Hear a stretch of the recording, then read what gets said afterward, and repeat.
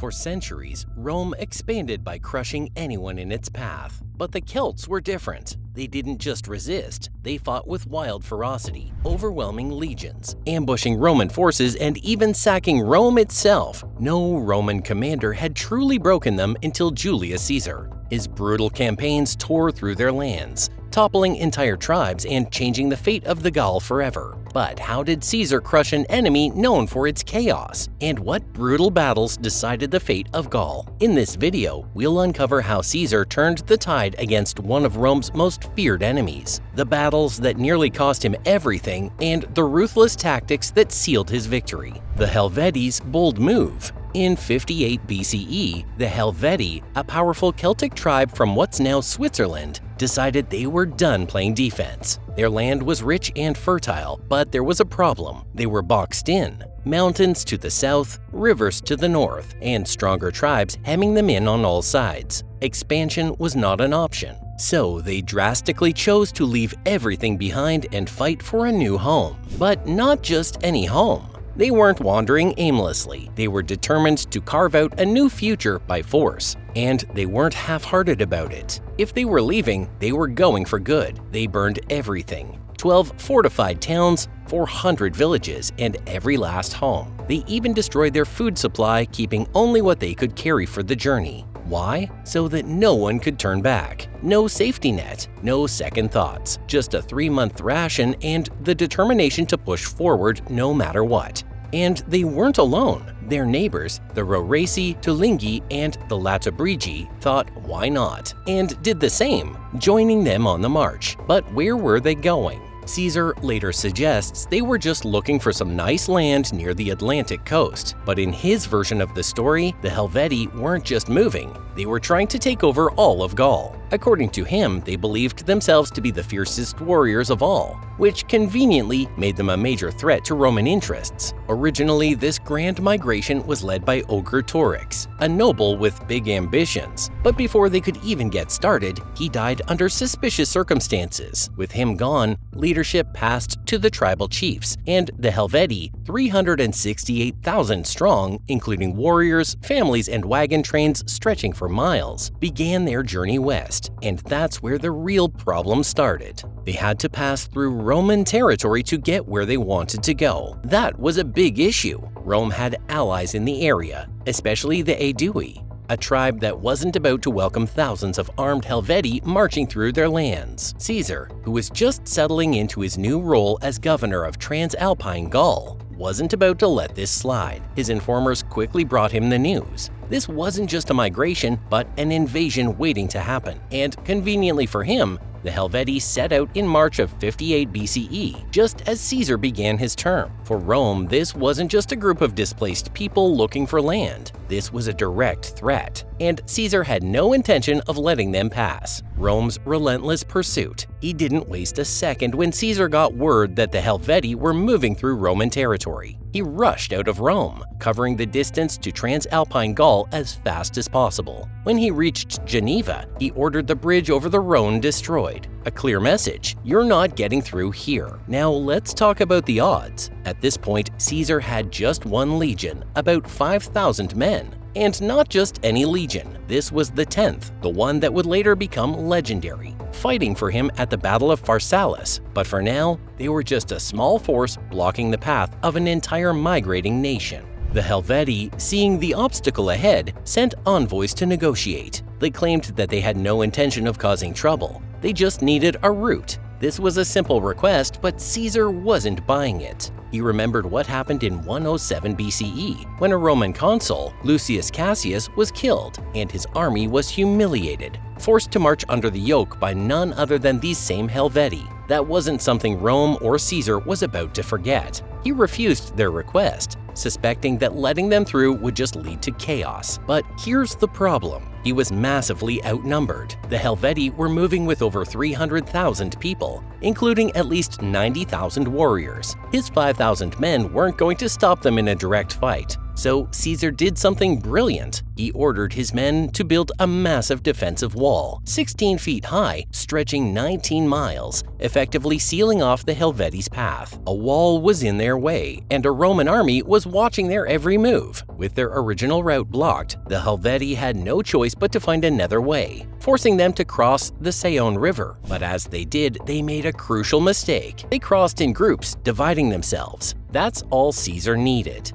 At dawn, he launched a surprise attack. His legions stormed the riverbank, cutting down warriors still in the water while panic spread throughout the Helvetii ranks. One of their 4 major clans, the Tigurini, was almost completely wiped out, a moment of poetic justice, considering this was the same tribe that had crushed Rome back in 107 BCE. Caesar even notes it. By either accident or the will of the gods, the very same tribe that once humiliated Rome was the first to fall. But the Helvetii weren't finished yet. Regrouping, they pushed westward, determined to find their new home. Caesar had no choice, he had to chase them down. And so, the pursuit continued, setting the stage for a final, decisive confrontation.